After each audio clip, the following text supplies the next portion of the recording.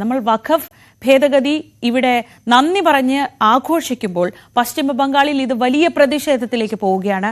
South 24 പർഗനസിൽ വഖഫ് ഭേദഗതി നിയമത്തിനെതിരെ പ്രതിഷേധം നടന്നപ്പോൾ അവിടെ വലിയ സംഘർഷമുണ്ടായി.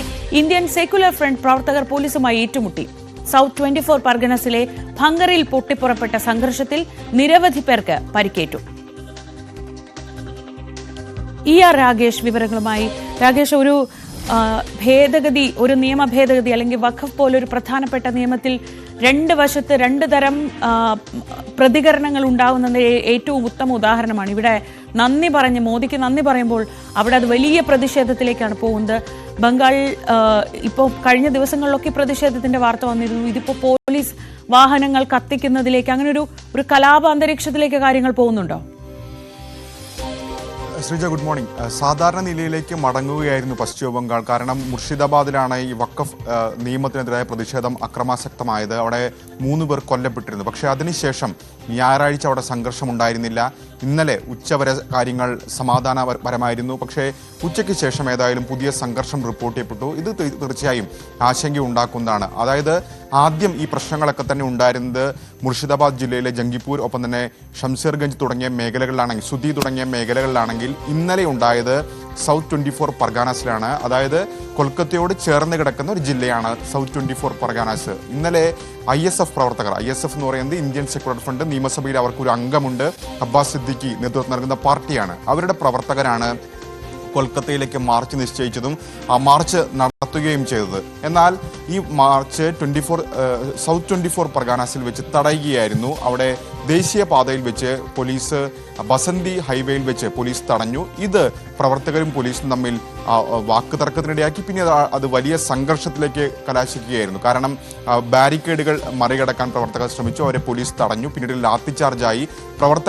പ്രവർത്തകരും പോലീസും തമ്മിൽ ഏറ്റുമുട്ടി. തുടർന്ന് വലിയ രീതിയിൽ അക്രമാസക്തമാകുന്ന നിലയിലേക്ക് കാര്യങ്ങൾ പോവുകയായിരുന്നു. ഒരു കലാപത്തിന്റെ നിലയിലേക്ക് കാര്യങ്ങൾ മാറുകയായിരുന്നു. കാരണം പോലീസ് വാഹനങ്ങൾ കത്തിച്ചു, അവിടെ ഉണ്ടായിരുന്ന മറ്റു വാഹനങ്ങൾ തകർത്തു. അങ്ങനെ വലിയ രീതിയിൽ അക്രമം ആ മേഖലയിൽ ഇപ്പോൾ റിപ്പോർട്ട് ചെയ്യപ്പെട്ടിരിക്കുകയാണ്. പോലീസിന് പരിക്കേറ്റിട്ടുണ്ട്, ഒപ്പം തന്നെ ISF പ്രവർത്തകർക്കും പരിക്കേൽക്കുകയും ചെയ്തിട്ടുണ്ട്. കാരണം കഴിഞ്ഞ ദിവസങ്ങളിലൊക്കെ തന്നെ അവിടെ കേന്ദ്രസേനയെ വിന്യസിച്ചിട്ടുണ്ട്. കാരണം BSF അടക്കം, കേന്ദ്രസേനയടക്കം 19 കമ്പനി കേന്ദ്രസേന ഇതിനോടകം തന്നെ ബംഗാളിലുണ്ട്.